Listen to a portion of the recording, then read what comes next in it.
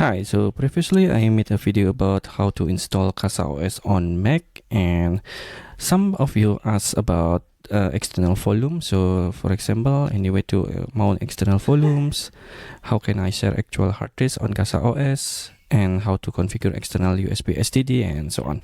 So in this video I will show you how to mount external SSD or HDD so you can use it with your CasaOS on Mac. So here is my CasaOS installation. As you can see, if you explore from the files, you can only see your home folder of your Mac, which is normal, and we will make it stay like this. So the first thing you need to do is to attach your external SSD or HDD to your Mac, and then create a new directory. I'm gonna call it CasaOS data.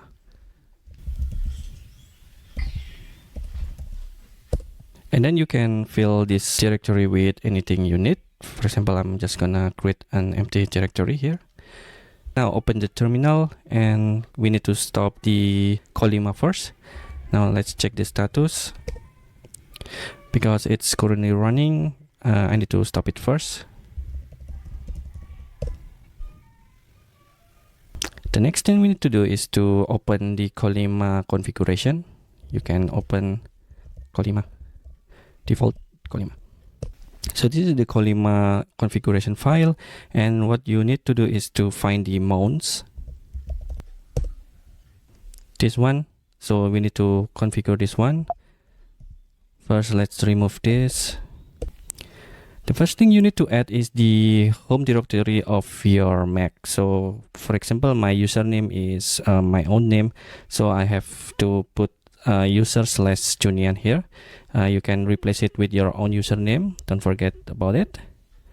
The next line is the new folder that we just created on our external volume. So in my case, in volumes, external SSD, CasaOS data, and I make it writable, so I can create new file there from the CasaOS. And if you have more external drive, you can put another line in here to your additional external drive. Because I only have one, I'm just gonna put that.